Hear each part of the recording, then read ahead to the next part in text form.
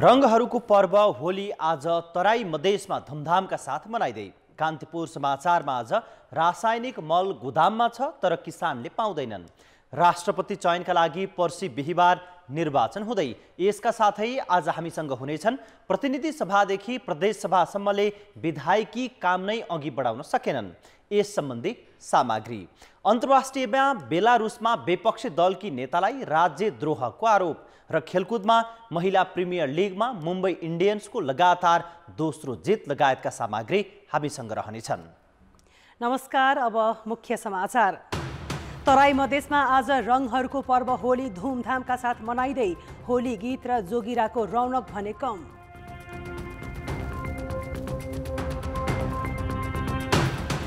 राजनीतिक र बाह्य स्वार्थको चपेटामा संक्रमणकालीन न्याय, सत्य निरूपण र बेपत्ता आयोग काम विहीन, शान्ति प्रक्रिया टुङ्गाउन राज्य नै उदासीन। कृषि सामग्री कम्पनीका प्रादेशिक गोदाममा 55,000 मेट्रिक टन मल मौजदात रहे पनि किसानले पाएनन्। अघिल्लो वर्ष बिक्रीको आधारमा तय गरिएको कोटा हटाउने तयारी। निर्वाचनमा रहेकी बेलारुसकी विपक्षी नेतालाई देशद्रोह र सत्ता कब्जाको षड्यन्त्रको अभियोगमा 15 वर्षको जेल सजाय। प्रजातन्त्रको पक्षमा कदम चाल्दा आफूलाई दण्डित गरिएको प्रतिक्रिया। र शहीद स्मारक डिभिजन लिगमा आजदेखि दोस्रो चरणका खेल हुँदै। चर्च बोइज युनाइटेडले खुमल्टा र फ्रेन्ड्सले 3 स्टारसँग खेल्ने।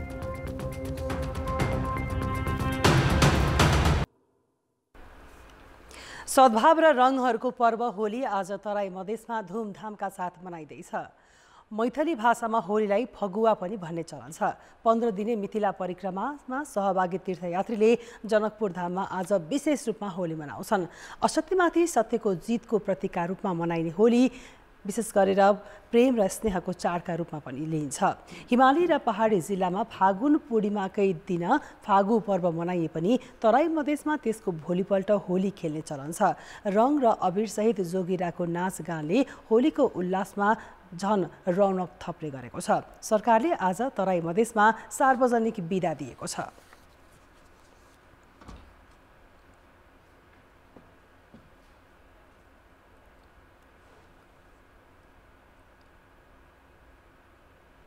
वसन्त ऋतुको आगमनसँगै श्री पञ्चमीदेखि फागु पूर्णिमासम्म तराईमा फागु गीत अर्थात् जोगिरा सर्वत्र सुनिन्थ्यो।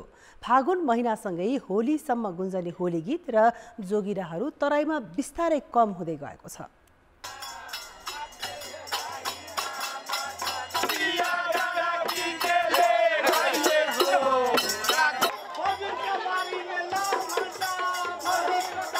तराईमा हरेक फागुन महिनासँगै ढोलक, मृदङ्ग, झ्याली, हार्मोनियम लगायतका वादवादनका साथ सवाल जवाफ शैलीमा गाइने यस्ता होली गीत र जोगिराहरू बिस्तारै हराउँदै गएको छ। दोहोरी गीत झै गाइने यी जोगिरा र होलीको गीतका कारण तराईका हरेक गाउँको वातावरणमा एक किसिमको मादकता र मोहकता छाउँछ। हरेक कुरामा परिवर्तन भएको छ। त्यो परिवर्तनको प्रभाव सीधा रूपमा होलीमा परेको छ। होलीको सम्बन्ध अर्थसँग जोडिएको छ र यो अहिले डान्स डिजेको युग छ। डान्स र डिजेको प्रभावले होलीको मौलिकता बिस्तारै कम हुँदै गएको स्वाभाविक हो। हामी चाहिँ टोल टोलमा युवाहरूलाई चाहिँ यसप्रति जागरुकता गराउनको लागि आवश्यकता अनुसारको सहयोग हामी सामग्री वितरण गरिरहेछौँ। सांस्कृतिक दृष्टिकोणले अति महत्त्वपूर्ण रहेको होलीले प्राय सबै जात जातिलाई प्रभाव पारेकोमा अहिले गरिबीका कारण युवाहरू विदेश पलायन हुन थालेकाले होलीसँगै जोगिरा गीत समेत प्रभावित हुन पुगेको जानकारहरू बताउँछन्। यो होलीमा चहल पहल छैन। यहाँको सबै युवा साथीभाइ गरिबहरू विदेश गइसक्यो। आधुनिक र आयातित संस्कृतिले प्रभाव जमाउन थालेसँगै परम्परागत जोगिरा गीत गाउने र यसमा रमाउनेहरू घट्दै गएका हुन्। यस्ता परम्परागत होली गीत र जोगिराको संरक्षण गर्न जरुरी देखिन्छ। कान्तिपुर समाचारका लागि रौतहट सहकर्मी राजेश्वर पाण्डेका साथ रमेश ठाकुर, कलैया, बारा। सांस्कृतिक पर्व फागु अर्थात् होलीमा गीत गाएर नाचगान पनि गरिन्छ। अझ तराई मधेसमा त फागु गीत जोगिराले यो पर्वलाई झन सबल बनाउँछ। गाउँघरमा पहिले जस्तो जोगिरा गाउन कम भएपछि पाका पुस्ताले यो गायनको मौलिकता बचाइराख्न आग्रह गरेका छन्। स्थानीय सरकारलाई पनि मौलिकता संरक्षणमा ध्यान दिनुपर्ने सुझाव आउन थालेको छ। कनका भवन में खेलत सिया रघुवीर।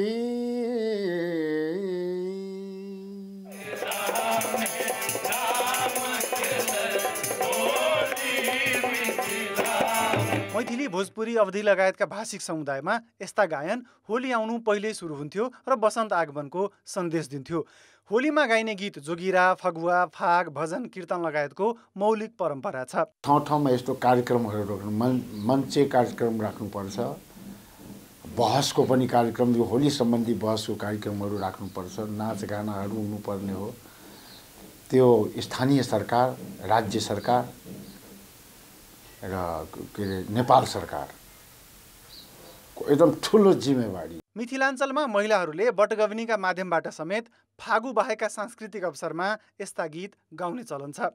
गाउँ गाउँमा होली गीत गाउने समूहलाई होलैया मण्डली भनिन्छ। उनीहरूले बसन्त पञ्चमीदेखि नै गीत गाउन सुरु गर्छन्।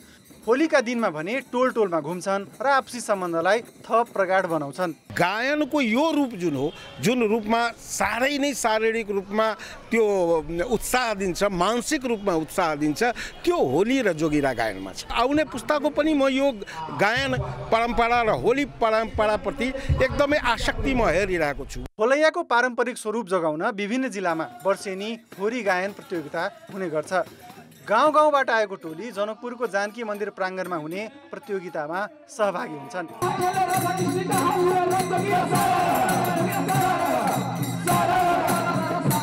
महोत्तरीको जलेश्वरमा समेत फगुवा फुर्दङ नामले गीत, कविता गायन कार्यक्रम हुन्छ। प्रत्येक गाउँमा, प्रत्येक टोलमा पहिला श्रीपञ्चमीदेखि नै सुरु हुन्थ्यो। अहिले होलीको दिनमा पनि धेरै गाउँमा भइरहेको छैन।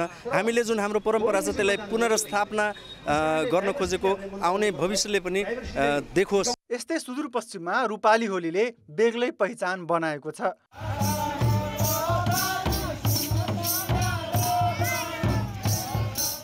डडेलधुरामा विशेष रूपमा रूपाली होली खेल्ने गरिन्छ।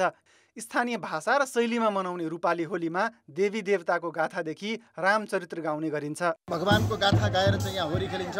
यसमा चाहिँ कुनै अनैतिकता र चाहिँ अराजकता हुँदैन। त्यसैले चाहिँ यो होली सभ्य, भव्य र एकदमै महत्त्वपूर्ण सुदूरपश्चिमकै कल्चरको रूपमा चाहिँ रहेको छ। भाषिक सांस्कृतिक रूपले सम्पन्न नेपालमा चाडपर्वको अवसरमा गाइने गीत सङ्गीतको संरक्षण सम्वर्धन भए यसले समग्र नेपालकै सांस्कृतिक विरासत जोगाउन मद्दत पुग्नेछ।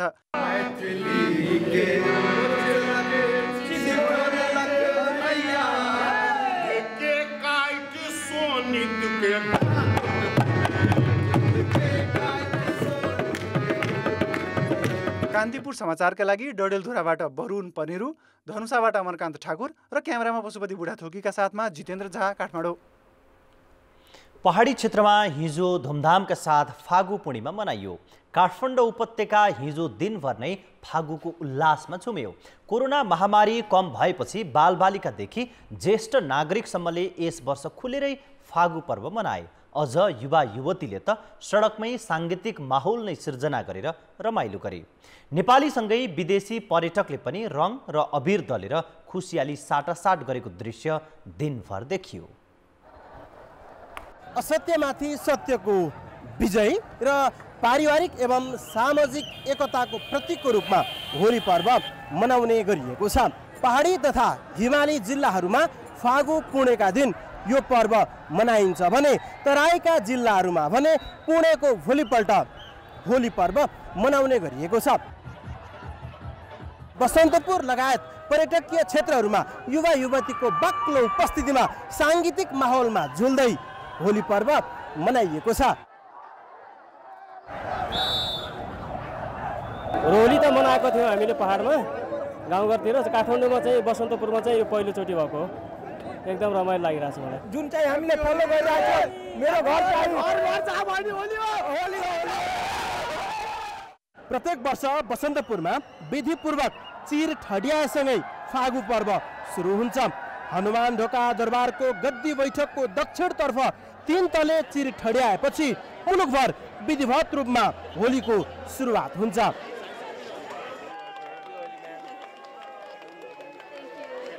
नेपाल आउनु लाग्छ सधैँ, यो फिलिङ धेरै राम्रो छ, यस्तो सायद विदेशमा हुँदैन। It's very funny time. Yeah, very funny time. That's very nice. We love it. Good, great. Was a very good experience. बसन्त ऋतुको सुरुवातसँगै जीवनलाई उत्सवमय बनाउने सङ्केतको अर्थसहित होली मनाइन्छ। होलीमा साङ्गीतिक कार्यक्रमहरू युवा पुस्तालाई लोभ्याउने अर्को माध्यम बनेको छ। होलीको छेको पारेर विभिन्न ठाउँमा साङ्गीतिक कार्यक्रम भइरहेको छ। पछिल्लो समय एक अर्कालाई रङ दल्दिएर वा शुभकामना साटासाट गरिदिएर होली खेल्ने अभ्यास कम हुँदै गएको छ। होटल तथा सार्वजनिक स्थलहरूमा साङ्गीतिक कार्यक्रम गरेर होली मनाउन थालिएको छ। कान्तिपुर समाचारका लागि हेम पर्साईका साथमा विकास आचार्य, ठमेल। अब जनताको आवाज। हामीले 7 प्रदेशमा सोधेका छौँ, फागु पर्वको रमाइलो पक्ष तपाईँलाई के लाग्छ?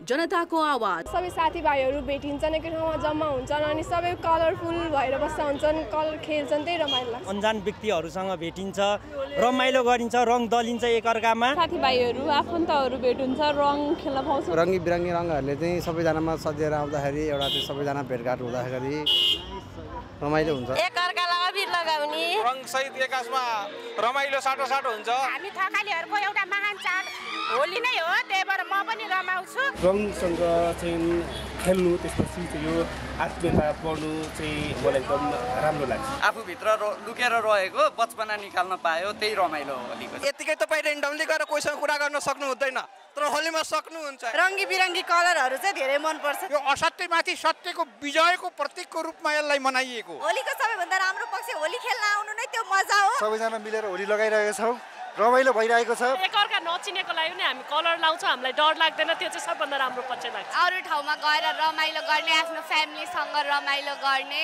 साथीभाइहरूसँग रमाइलो गर्ने हो, त्यसै मनपर्छ। अन्जान मान्छेहरूको माया पाउनु नै सबभन्दा होलीको रमाइलो पार्ट हो।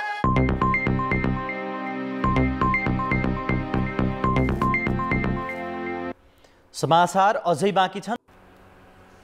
प्रेम र सद्भावका साथ आज तराई मधेसमा धुमधामका साथ फागु पर्व मनाइँदैछ। सांस्कृतिक र धार्मिक परम्परा अनुसार फागुको रौनक तराई मधेसमा विशेष प्रकारको हुन्छ। बजार र चोकहरूमा जताततै सुनिने फागु गीत अर्थात् जोगिराको मौलिकता पनि हिजो आज कम हुँदै गएको छ। मधेसमा होली आज कसरी मनाइँदैछ त?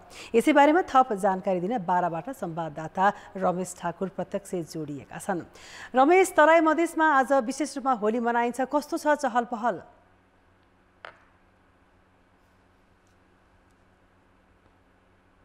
श्रद्धा, पक्कै पनि यो हिजो राति जुन होलिका दहन गरिसके पछाडि तराईतिर अनि होलिका दहन गरेको भोलि अर्थात् आजको दिनमा तराईमा होली पर्व मनाइन्छ।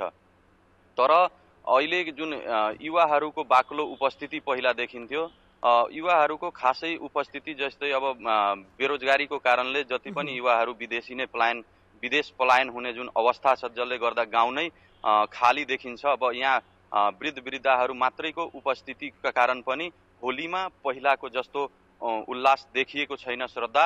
त्यसै गरी तराईमा अब खास गरी यो अलिकता माछा मासुसँग जोडिएको पर्वको रूपमा पनि लिने गरेका कारण आज मङ्गलबार परेकोले नखाने दिन भन्दा परेका कारण पनि अलिकता यो उत्सव आज भन्दा पनि भोलिको लागि मनाइने भनेर यहाँका स्थानीयहरूले सोचिरहेका छन् श्रद्धा।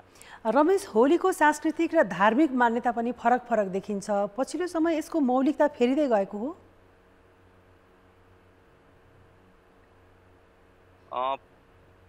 पक्कै श्रद्धा, यहाँ अब जुन अहिलेका युवा पुस्तामाझ यो धार्मिक परम्परालाई मान्यता भन्दा पनि आधुनिकता जुन हाम्रो तराईमा पनि बढ्दै गएको छ, जुन पश्चिमा संस्कृतिलाई अँगालिँदै जुन विश्वमा देखिने जुन संस्कृति छ त्यसलाई अँगालिँदै र आफ्नो जुन पुरानो संस्कृति छ त्यसलाई धकेलिँदै पछाडि धकेल्दै गएका कारणले पनि युवा पुस्तामा यो गीत र यो जोगिरा जस्ता पहिला होलीमा एक ठाउँमा भेला भएर मान्छेहरू यो वसन्त पञ्चमीदेखि नै होली गीत गाउने जोगिरा गाउने चलन चल्ती थियो। त्यसमा अहिले केही न केही हामीले युवाहरू यसप्रति झुकाव नभएर आधुनिकीकरण नभएर हो कि जस्तो लागिरहेछ श्रद्धा। अब पहिला जोगिरा गाएर अब मान्छेहरू होली खेल्ने गाउँभरि अबिर एक अर्कामा रङ र अबिरका साटासाट गर्ने जुन परम्परा थियो अहिले यो बिस्तारै लोप हुँदै गएको हामीले देखिरहेछौँ श्रद्धा। अहिले जस्तै अब यो डिजे र यो आधुनिक जुन पश्चिमा संस्कृतिहरू भित्रिँदै गएको छ त्यसले गर्दा कतै न कतै युवा पुस्तामा यो परम्परागत जुन हाम्रो संस्कृति छ त्यसलाई पनि आधुनिकीकरणतर्फ लग्नुपर्ने जस्तो हामीले आभास गरेका छौँ श्रद्धा। रमेश, खास गरी युवाहरू होलीको मौलिकता भन्दा पनि आधुनिकतातर्फ जुम्दै गएको पाका पुस्ताको गुनासो पनि छ। के भन्छन् यसमा उनीहरू? युवा पुस्ताको धारणा के छ यसमा?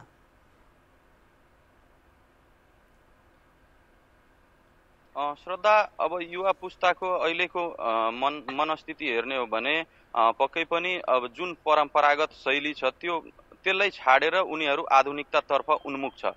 विश्वको अवस्था हेर्ने हो भने प्राविधिक युग भइसके पछाडि कहीँ न कतै हामीले पनि यो परम्परागत जुन हाम्रो शैली छ, पुरानो शैली छ, त्यसलाई संरक्षण गर्न सबभन्दा पहिला जरुरी देखिन्छ। अब यसलाई हामीले अलि आधुनिकीकरण गर्ने हो भने अब युवा पुस्तालाई पनि त्यसमा समेटिन सकिन्छ।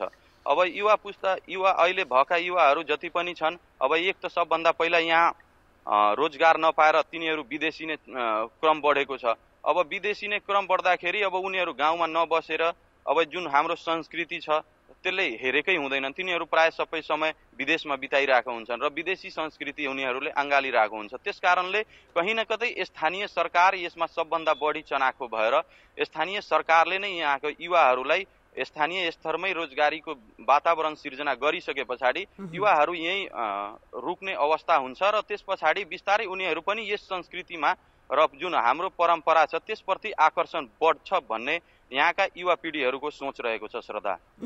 रमेश, आज कतिपय ठाउँमा तराईमा आजै होली मनाइँदैछ। अब यो होलीको बेलामा कतिपय अप्रिय घटनाहरू पनि हुने गरेका छन्। सुरक्षा व्यवस्थाहरू कसरी मिलाइएको छ?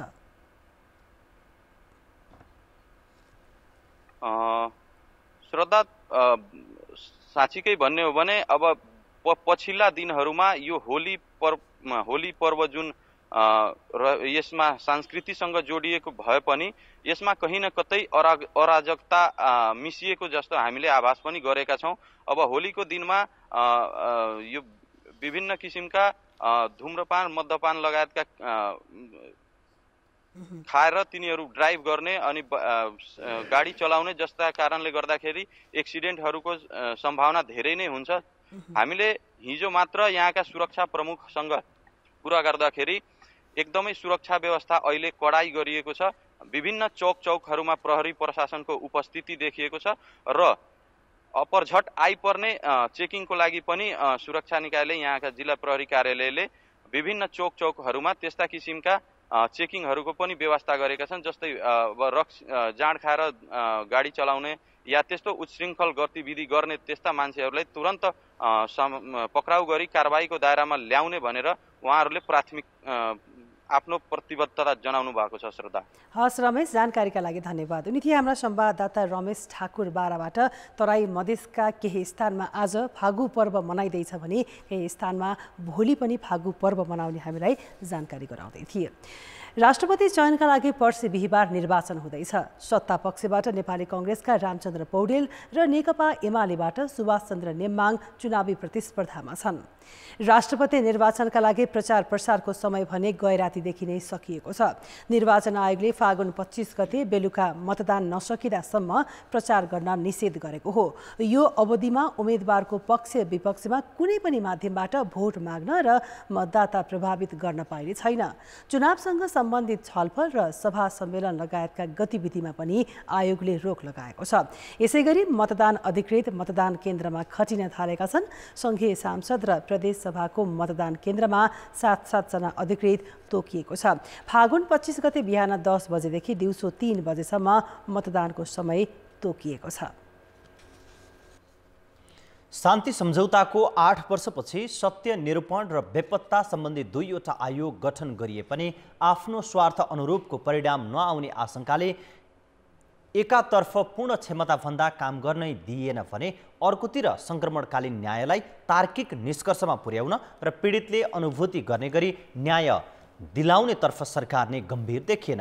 सङ्क्रमणकालीन न्याय 16 वर्ष यता राजनीतिक दल, गैर संस्कारी संस्था र बाह्य स्वार्थको चपेटामा धेरै पटक गिजोलियो।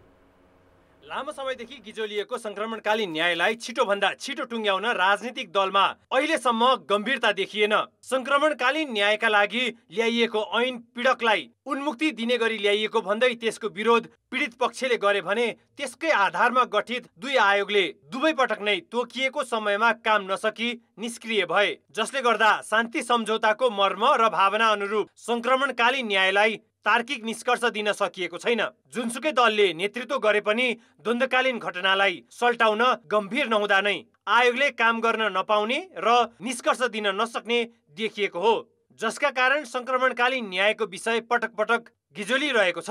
यो आयोगहरूलाई जति राज्यका तर्फबाट सहयोग हुनुपर्ने हो अथवा प्रमुख त्यो बेलाका चाहिँ द्वन्द्व पक्षबाट जति सहयोग हुनुपर्ने हो त्यो सहयोग नभएका कारणले गर्दाखेरि पनि आयोगहरूले प्रभावकारी किसिमले काम गर्न नसकेको स्थिति हो र यसकारण आज 16 वर्ष हुँदाखेरि पनि विशेष शान्ति सम्झौता भएको र त्यसपछि आयोगहरू नै गठन भएको 8 वर्षसम्ममा पनि जुन उपलब्धि हामीले गर्नुपर्थ्यो त्यो उपलब्धि गर्न नसकेको स्थिति यथार्थ हो। द्वन्द्व पीडितले न्याय पाउनु पर्दछ भन्ने कुरालाई राज्यले जसरी एउटा जिम्मेवारीका रूपमा स्वीकार गर्नुपर्दथ्यो र त्यसअनुसारको क्रियाकलाप गर्नुपर्थ्यो त्यो नगर्दाखेरि चाहिँ के छ भनेदेखि यो सङ्क्रमणकालीन न्यायको सन्दर्भमा उल्लेख्य प्रगति हुन नसकेको स्थिति हो। देशैभर सत्य निरूपण तथा मेलमिलाप आयोगमा 64,000 उजुरी छन् भने बेपत्ता पारिएका व्यक्तिहरूको छानबिन आयोगमा 13,000 भन्दा बढी उजुरी छन्। यी सबै उजुरीको वस्तुनिष्ठ छानबिन गर्ने हो भने गम्भीर प्रकृतिको मानवाधिकार उल्लङ्घनका घटनामा आयोगले मुद्दा चलाउने सिफारिस गर्न सक्छ। तर एकातर्फ सङ्क्रमणकालीन यस्ता घटनाको हदम्याद सकिएको अवस्था छ भने कतिपय घटनामा प्रमाण र साक्षी नै हराइसकेका छन्। यसले पनि कानुनको दायरामा ल्याउन सहज छैन। यही परिस्थितिलाई ध्यानमा राखी एउटा पक्षले पीडितलाई गलाएर आम माफी गराउने सुरागमा देखिन्छन् भने अर्को पक्ष अन्तर्राष्ट्रिय मानवाधिकारको पक्ष राष्ट्रका हिसाबले द्वन्द्वकालीन घटनालाई अन्तर्राष्ट्रियकरण गराउने दाउमा छन्। तेस्रो पक्ष सङ्क्रमणकालीन घटनाको न्याय निरूपणलाई लम्ब्याएर आफ्नो व्यवसाय चलाइरहेको आरोप समेत लाग्ने गरेको छ। जबसम्म यो समस्याको समाधान हुँदैन तबसम्म देशमा दिगो शान्ति हुने त कुरै पनि भएन। कुनै एकपक्षीय सोचाइले मात्रै हुँदैन।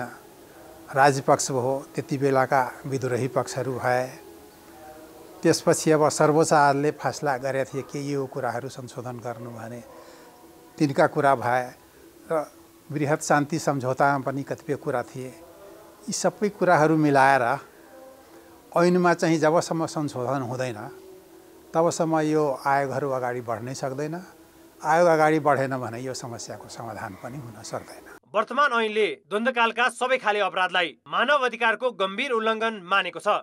द्वन्द्वकालका क्रममा निशस्त्र व्यक्ति हत्या, बलात्कार तथा यौनजन्य हिंसा, व्यक्ति बेपत्ता र अन्तर्राष्ट्रिय मानवाधिकार विपरीतका अमानवीय कार्य लगायत 9वटा विषय समावेश गरिएका छन्। यी प्रावधानकै कारण आयोगले ऐनको दफा 22 बमोजिम मेलमिलाप र दफा 26 बमोजिम क्षमादानको प्रक्रिया अघि बढाउन सक्दैन। त्यसैले गम्भीर अपराधमा क्षमादान नहुने सुनिश्चितता गर्दै हदम्यादको तगारो हटाउन र क्षमादान हुन सक्ने सामान्य प्रकृतिका अपराधमा पीडितलाई परिपूरणको व्यवस्था गर्न आवश्यक छ। यससँगै राजनीतिक दलहरूले पीडितको पक्षमा न्याय दिने गरी आयोग बनाई विश्वासको वातावरण बनाउन गम्भीर नहुने हो भने भविष्यमा पनि सङ्क्रमणकालीन न्यायको विषय टुङ्ग्याउन सहज देखिन्न। कान्तिपुर समाचारका लागि क्यामेरामा पशुपति बुढाथोकीका साथ सुबिन्द्र श्रेष्ठ, काठमाडौँ। मङ्सिर 4 मा भएको चुनावबाट नयाँ जनप्रतिनिधि चयन भएर आएपछि प्रतिनिधि सभा र प्रदेश सभाको कामले गति लिने अपेक्षा आम नागरिकको थियो। तर अहिलेसम्म आइपुग्दा 6 देखि 17 वटासम्म मात्र बैठक बसेका छन्।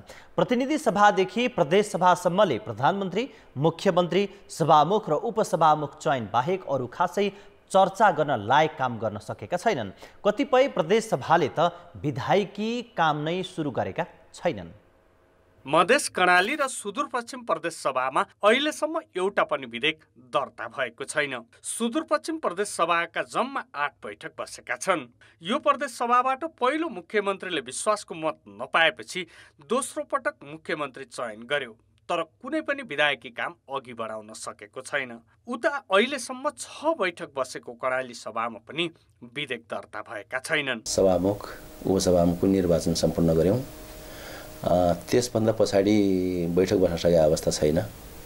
यो बैठक बस्न नसक्नु पर्ने कारण के भन्दाखेरि बिजनेस नभएर नै हो। मधेस प्रदेश सभाले पनि मुख्यमन्त्रीलाई विश्वासको मत दिने सभामुख र उपसभामुख चयन गर्ने काममै समय खर्चियो। 7 वटा बैठक बसेको प्रदेश सभामा सरकारले विधेयक नै दर्ता गरेको छैन। चैत्र 4 गतेसम्ममा 7 वटा बैठक बसेको छ र हालसम्म नयाँ विधेयक कुनै दर्ता भइसकेका छैन। लुम्बिनी प्रदेश सभाको अवस्था पनि उस्तै छ। हालसम्म 6 पटक बसेको प्रदेश सभा बैठकमा 1 अध्यादेश र 1 विधेयक दर्ता भए पनि छलफल सुरु भएको छैन। पहिलो कार्यकालमा नाम राख्न नसकेको प्रदेश 1 सभाले अहिले प्रदेशको नामाकरण गरी कोशी बनाएको छ।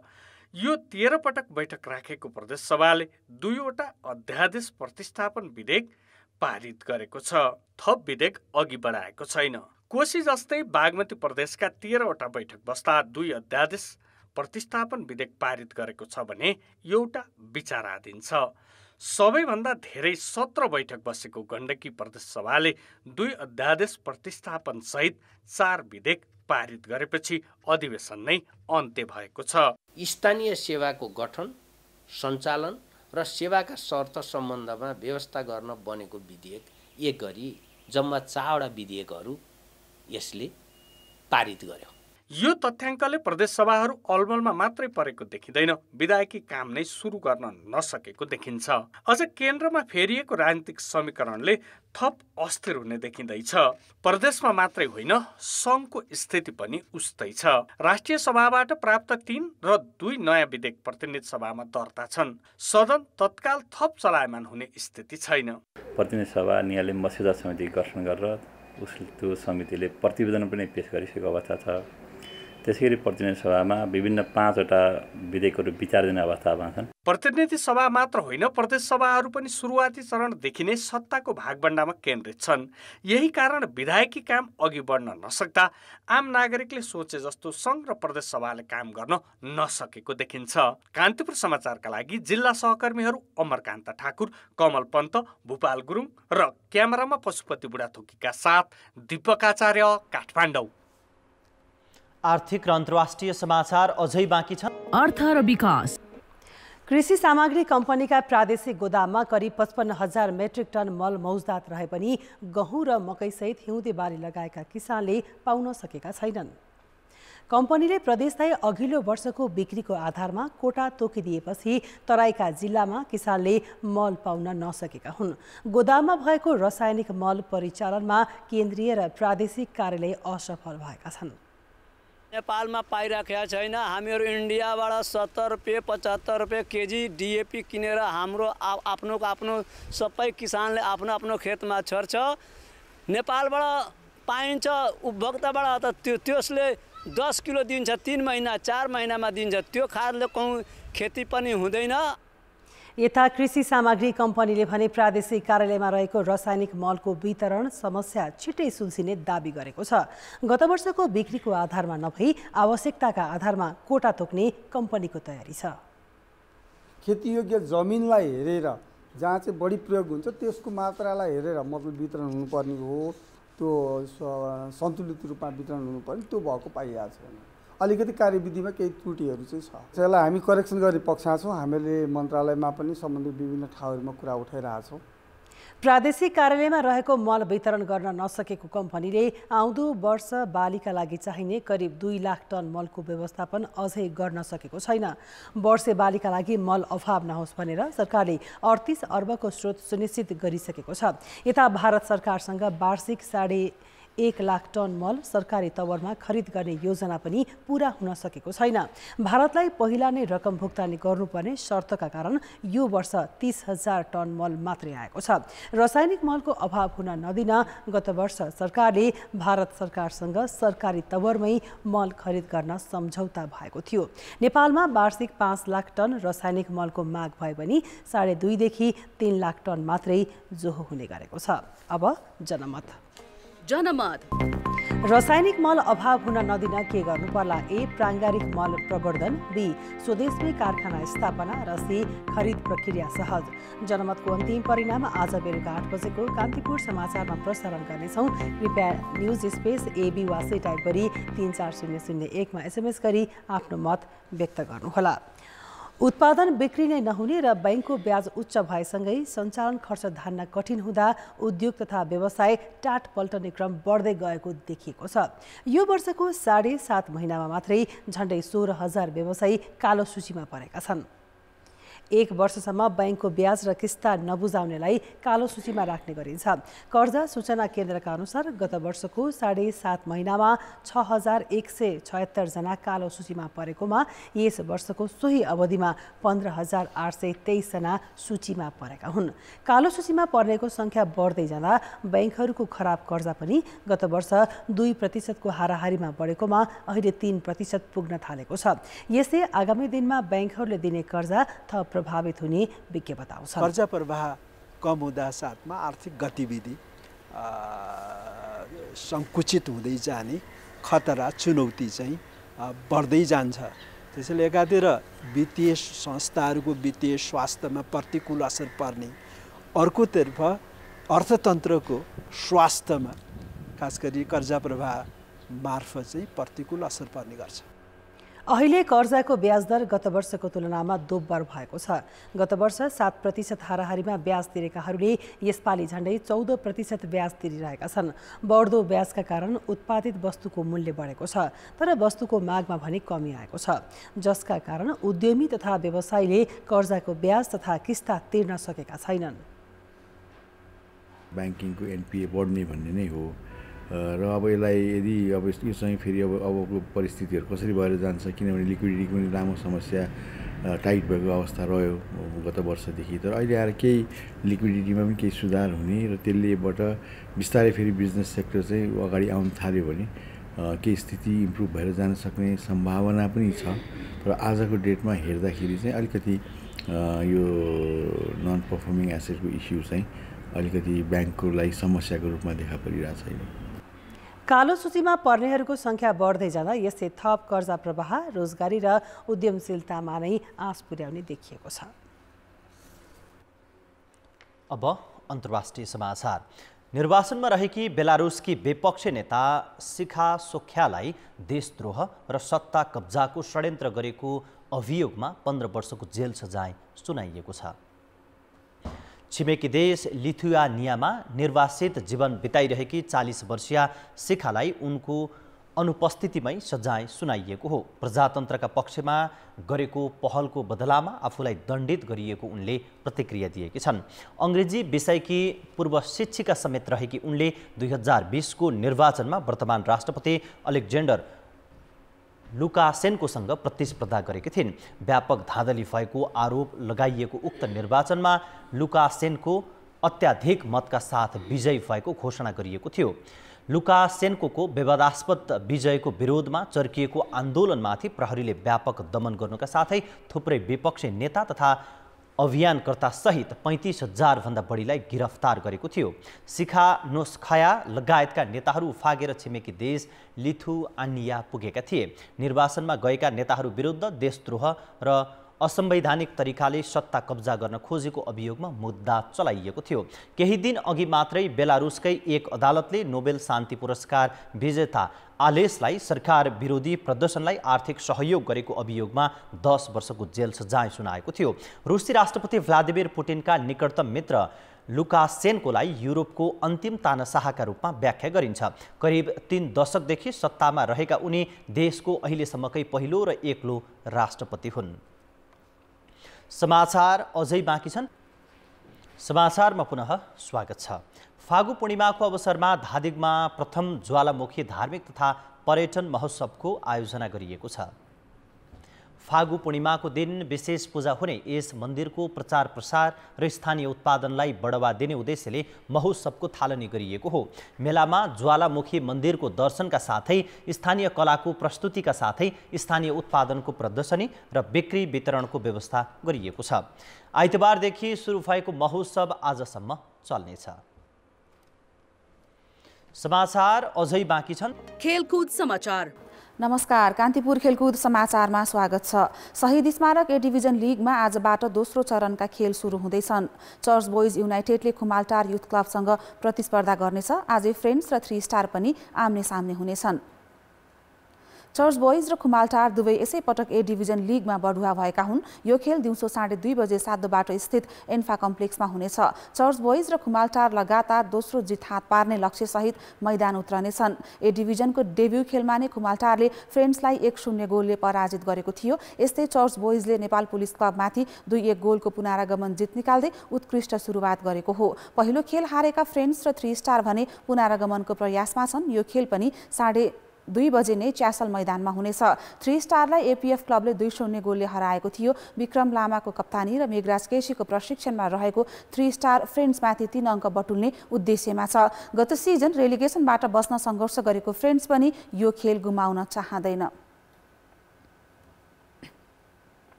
खेलकुद समाचार अहिलेलाई यति नै। कान्तिपुर समाचार अहिलेलाई सकियो। कान्तिपुर टेलिभिजन हेर्दै गर्नुहोला। नमस्ते।